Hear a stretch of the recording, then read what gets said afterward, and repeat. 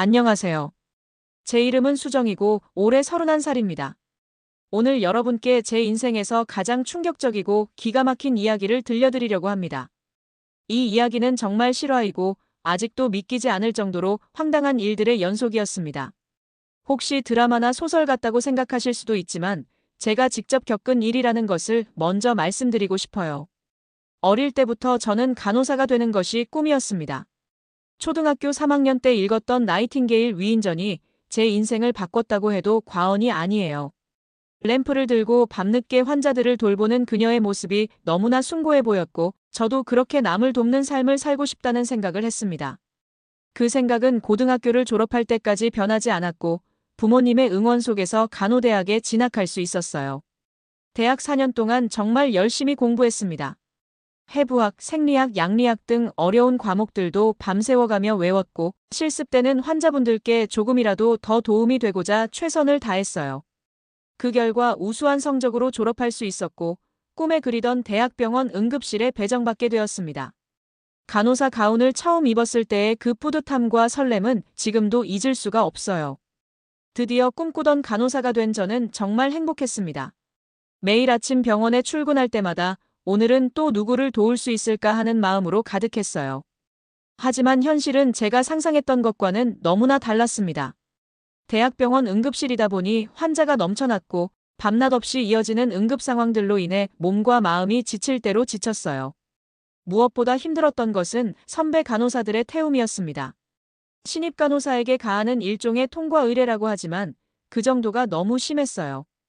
사소한 실수라도 하면 환자들 앞에서 큰 소리로 야단을 맞았고 일부러 어려운 업무를 떠넘기기도 했습니다.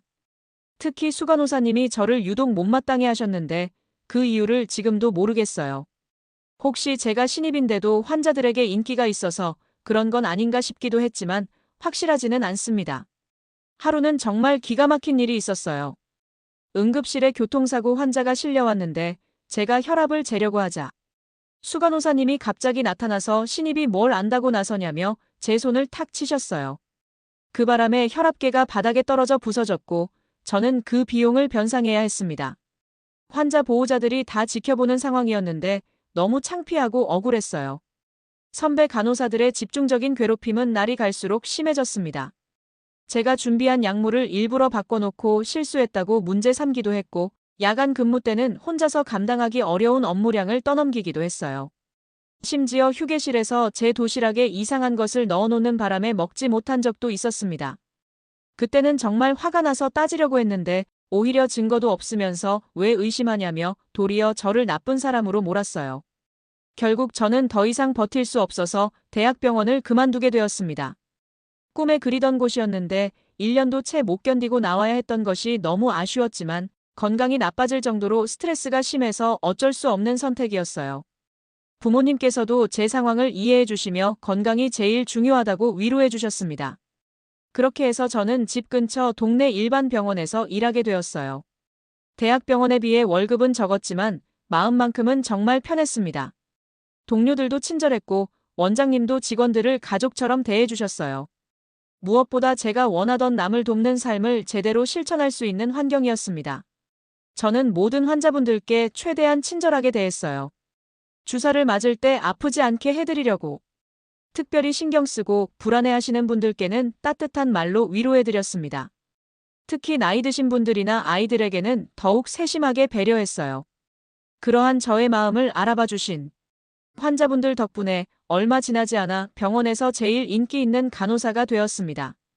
어느 날은 정말 감동적인 일도 있었어요. 당뇨로 오랫동안 치료받으시던 할머니께서 저에게 손수 뜬 목도리를 선물해 주신 거예요. 간호사님 덕분에 병원 오는 것이 즐겁다고 하시면서 눈물을 흘리셨는데 저도 덩달아 울컥했습니다. 그때 내가 정말 의미 있는 일을 하고 있구나 하는 생각이 들었어요. 그런데 이런 평범하고 행복한 일상 속에서 운명적인 만남이 기다리고 있었습니다. 어느 화요일 오후 제약회사 직원이 신약 소개차 병원에 왔는데 그 사람이 바로 제 남편이 될 사람이었어요. 이름은 민준이라고 했는데 첫인상이 정말 좋았습니다. 저보다 8살이나 많았지만 영업직이라 그런지 나이보다 훨씬 젊어 보였고 무엇보다 예의가 바르고 신사적이었어요. 민준 씨는 저에게 적극적으로 대시했습니다. 처음에는 업무상 만나는 사이였지만 점점 개인적인 이야기도 하게 되고 마침내 커피 한 잔 마시자는 제안을 하더라고요. 솔직히 말하면 저도 그에게 호감이 있었기 때문에 거절할 이유가 없었어요. 그렇게 첫 데이트를 하게 되었는데 정말 즐거운 시간이었습니다. 민준 씨는 제가 만나본 남자 중에서 가장 매너가 좋은 사람이었어요. 항상 제 말을 끝까지 들어주고 작은 것 하나까지도 배려해 주었습니다. 데이트할 때도 제가 좋아할 만한 곳들을 미리 알아보고 계획을 세워서 정말 로맨틱했어요.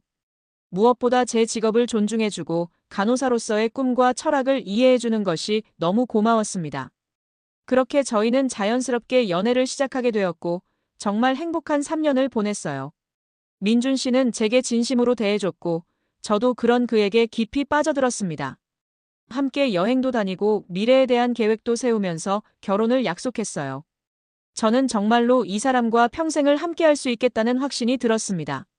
드디어 결혼을 하기로 결정하고 양가 부모님께 인사드리러 가는 날이 왔어요. 설레는 마음으로 준비를 했는데 그때 정말 예상치 못한 일이 벌어졌습니다. 민준 씨와 제가 동성동본이라는 사실이 밝혀진 거예요. 저희 둘 다 김의 김 씨였는데 그때까지 한 번도 본관에 대해서 자세히 이야기해 본 적이 없어서 몰랐던 거죠. 아버지는 동성동본 결혼을 절대적으로 반대하셨어요. 조상님들께 죄송하다며 절대로 허락할 수 없다고 하셨습니다. 요즘 세상에 그런 것이 무슨 의미가 있냐고 말씀드려도 소용이 없었어요. 아버지는 고집이 워낙 세시기도 하고 전통을 중시하는 분이셔서 쉽게 마음을 바꾸지 않으셨습니다. 하지만 민준 씨는 포기하지 않았어요. 절대로 헤어질 수 없다며 매일같이 저희 집을 찾아와서 무릎을 꿇고 허락을 구했습니다. 비가 오나 눈이 오나 가리지 않고 오셔서 정중하게 인사드리고 저에 대한 자신의 마음을 진심으로 전했어요. 처음에는 냉랭하게 대하시던 아버지도 그의 끈기와 성의에 점점 마음이 움직이기 시작했습니다. 특히 어머니께서는 민준 씨의 편이 되어주셨어요. 요즘 그런 젊은이가 어디 있냐며 저렇게 진심으로 수정이를 생각하는데 어떻게 반대할 수 있겠냐고 아버지를 설득하셨습니다. 결국 석 달 만에 부모님께서 저희 결혼을 허락해 주셨어요. 그때의 기쁨은 정말 잊을 수 없습니다. 그런데 이번에는 민준 씨 부모님이 문제였어요. 시골에서 종갓집을 이어오신 보수적인 분들이셔서 동성동본 결혼을 더욱 못마땅해 하셨습니다. 특히 시어머니께서는 집안의 대가 끊긴다며 강력하게 반대하셨어요. 저도 몇 번 찾아가서 정성스럽게 인사드리고 설득했지만 쉽지 않았습니다. 하지만 저도 포기할 수 없었어요. 민준 씨가 보여준 것처럼 진심을 다해서 시부모님을 설득했습니다. 명절 때마다 찾아뵙고 시어머니께서 좋아하실 만한 것들을 준비해서 드리기도 했어요. 또한 제가 간호사라는 것을 어필해서 아프실 때 도움이 될 것이라고도 말씀드렸습니다. 결국 시부모님께서도 저희 결혼을 허락해 주셨지만 조건이 있었어요. 바로 결혼 직후 시댁에서 2년 동안 합가를 해야 한다는 것이었습니다. 시어머니께서는 집안의 살림을 배워서 진짜 집안 사람이 되어야 한다고 하셨어요. 그 말은 즉 제가 직장을 그만두고 전업주부가 되어야 한다는 뜻이었습니다. 솔직히 말하면 정말 싫었어요. 어렵게 간호사가 되었는데 결혼과 함께 꿈을 포기해야 한다는 것이 억울했습니다. 제 부모님도 크게 반대하셨어요. 특히 어머니께서는 딸이 그렇게 힘들게 공부해서 간호사가 되었는데 왜 그만둬야 하냐며 화를 내셨습니다. 민준 씨와 저는 정말 고민이 많았어요. 서로 사랑하는 마음은 변하지 않았지만 양가 부모님의 요구사항들이 자꾸 어긋나서 스트레스가 컸습니다. 때로는 차라리 포기하는 게 나을까 싶은 생각도 들었어요. 하지만 그때마다 서로를 붙잡고 꼭 해결 방법이 있을 거야라며 위로했습니다. 그런데 정말 운명이라고 해야 할까요? 크리스마스를 맞아 민준 씨와 함께 조용히 술 한 잔을 마시고 밤을 새운 후 제가 임신을 하게 된 거예요. 처음에는 정말 당황했지만 생명이 제 뱃속에 자라고 있다는 것이 너무나 신비롭고 감사했습니다. 아이 때문에 더 이상 미룰 수 없게 되어서 결국 시댁의 조건을 받아들이기로 했어요. 딱 2년만 있다가 분가를 하기로 약속하고 민준 씨도 시댁 근처 영업소로 근무지를 변경했습니다. 제 부모님께서는 아쉬워하셨지만 손자 손녀를 위해서라며 이해해 주셨어요. 결혼 후 시댁에서의 생활이 시작되었습니다. 처음에는 정말 많이 낯설고 어색했어요. 도시에서 자란 저에게 시골 생활은 모든 것이 새로웠거든요. 하지만 원래 적응력이 좋고 긍정적인 성격이라 금세 상황을 받아들였습니다. 며느리 노릇을 잘하려고 정말 열심히 했어요. 새벽 5시에 일어나서 시부모님 식사 준비를 하고 집안일도 도맡아서 했습니다. 처음에는 실수도 많이 했지만 시어머니께서 하나하나 가르쳐 주셨어요. 웃는 얼굴에 침 못 뱉는다고 저의 밝은 성격을 좋아하셨습니다. 동네 어른들께도 인사를 빠뜨리지 않고 정성껏 대했어요. 길에서 만나면 깍듯이 인사드리고 명절이나 특별한 날에는 작은 선물도 준비해서 드렸습니다. 그 덕분에 새댁이 참 싹싹하고 사람이 좋다는 소문이 마을에 퍼졌어요. 특히 동네 할머니들께서 저를 많이 예뻐해 주셨어요. 임신 중이라 몸이 불편한 저를 배려해서 집에서 기른 채소나 과일을 자주 가져다 주셨고 아이 키우는 것에 대한 조언도 많이 해주셨습니다. 정말 따뜻한 시골 인심을 느낄 수 있었어요. 그런데 한 사람만은 유독 친해지기 어려웠습니다. 민준 씨와 나이가 비슷해 보이는 여자였는데 결혼도 하지 않고 혼자서 아이를 낳아 키우고 있었어요. 그 때문에 동네에서 손가락질을 당하면서도 꿋꿋하게 버티고 있었습니다. 아이 아빠가 누구인지도 모르겠고 부모님들은 아예 이사를 가버려서 혼자 마을을 지키고 있었어요. 그런데 그 여자가 저희 시댁에 자주 왕래를 하더라고요. 어릴 때부터 민준 씨와 친구 사이라서 원래 왕래가 잦았다고 시어머니께서 설명해 주셨어요. 그 여자의 아이가 시부모님을 친조부모처럼 따르는 것을 보면서 조금 이상하다는 생각은 했지만 그냥 그러려니 하며 이해하려고 노력했습니다. 민준 씨는 그 여자를 만날 때마다 어딘지 모르게 어색해 보였어요.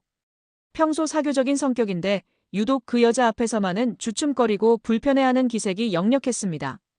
제가 물어봐도 그냥 어릴 때 친구라서 정도로만 대답하고 자세한 이야기는 하지 않았어요. 시간이 흘러 제 배가 점점 불러왔습니다. 누가 봐도 임신부인 것이 확실한 모습이 되자 평소 엄한 시어머니께서도 저를 많이 배려해 주셨어요. 무거운 일은 하지 말라고 하시고 몸에 좋은 음식들을 특별히 챙겨주셨습니다. 태어날 아이를 상상하며 정말 행복한 나날들을 보냈어요. 민준 씨도 저에게 끔찍이 잘 해줬고 아이용품들을 미리 준비하면서 아빠가 될 준비를 했습니다.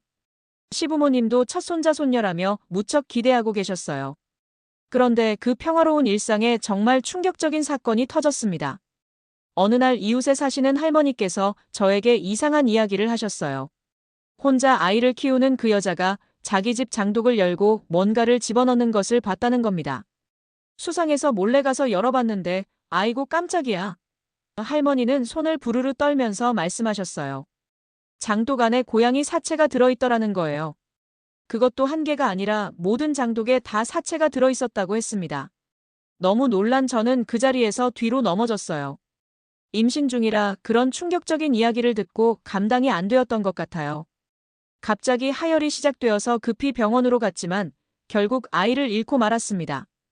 그 순간의 절망감은 말로 표현할 수가 없었어요. 그렇게 기다리고 사랑했던 아이를 한순간에 잃었다는 현실을 받아들일 수 없었습니다. 민준 씨도 저만큼이나 충격을 받았고 시부모님께서도 크게 상심하셨어요. 집안이 발칵 뒤집혔고 그 여자는 즉시 잡혀왔습니다. 경찰 조사와 추궁이 이어졌고 마침내 충격적인 진실이 밝혀졌어요. 그 여자가 혼자 키우고 있던 아이가 바로 민준 씨의 아이였던 것입니다. 대학생이었던 민준 씨가 방학 때 고향에 왔다가 그 여자와 관계를 가졌고 방학이 끝나자 다시 학교로 돌아간 거였어요. 그 여자는 임신 사실을 민준 씨에게 알리지도 않고 혼자서 아이를 낳아 키웠던 것입니다. 언젠가는 민준 씨가 자신에게 돌아올 거라고 믿으면서 말이에요. 하지만 민준 씨가 저와 결혼한다는 소식을 듣고 그 여자는 복수심에 불타올랐습니다. 저주를 퍼부어서라도 저희 결혼을 방해하려고 했던 거예요. 고양이를 죽여서 장독에 넣은 것도 일종의 저주 의식이었던 것으로 밝혀졌습니다. 진실을 알고 난 후의 충격은 아이를 잃었을 때보다도 더 컸어요. 제가 그토록 믿고 사랑했던 남편에게 숨겨진 과거가 있었다는 것도 충격이었지만 그 때문에 제 아이가 죽었다는 사실이 더욱 견딜 수 없었습니다. 민준 씨는 자신도 몰랐던 일이라며 억울해했지만 저는 더 이상 그를 믿을 수가 없었어요. 아무리 모르고 있었다고 해도 결과적으로는 자신의 과거 때문에 저희 아이가 희생된 것이니까요. 결국 저는 이혼을 결정했고 상당한 액수의 위자료를 받았습니다. 민준 씨는 모든 사실이 드러난 후 감당하지 못하고 어디론가 잠적해버렸어요. 소문에 따르면 그 여자에게 매월 양육비를 보내주고 있다고 하는데 정확한 것은 모르겠습니다. 결혼해서 행복하게 살 생각만 했던 저에게는 정말 청천벽력 같은 일이었어요. 꿈같던 신혼생활이 악몽으로 바뀌었고 사랑하는 아이까지 잃게 되었으니까요. 아직도 그 상처가 완전히 아물지 않았고 감당하기 어려운 상황입니다. 현재는 직장도 다니지 못하고 있어요. 간호사로 다시 일할 엄두가 나지 않아서 지금은 봉사활동만 하면서 마음을 추스리고 있습니다. 양로원이나 고아원에서 자원봉사를 하면서 조금씩 치유받고 있어요. 가끔은 내가 뭘 잘못했길래 이런 일을 당해야 했을까 하는 생각이 들기도 해요. 하지만 봉사활동을 하면서 만나는 분들을 보면 저보다 더 힘든 상황에서도 웃음을 잃지 않고 살아가시는 모습에 위로를 받습니다. 언젠가는 이 상처도 아물고 다시 간호사로서 환자들을 돕는 일을 할 수 있을 거라고 믿어요. 비록 지금은 힘들지만 제 꿈이었던 남을 돕는 삶을 포기하지는 않을 생각입니다. 긴 이야기를 들어주셔서 정말 감사합니다. 아직도 믿기지 않을 정도로 기가 막힌 일들이었지만 이렇게 털어놓고 나니 조금은 마음이 가벼워지는 것 같아요. 혹시 비슷한 상황에 있으신 분들이 계시다면 꼭 힘내시길 바랍니다. 오늘의 사연이 공감되셨다면 구독과 좋아요를 눌러주세요.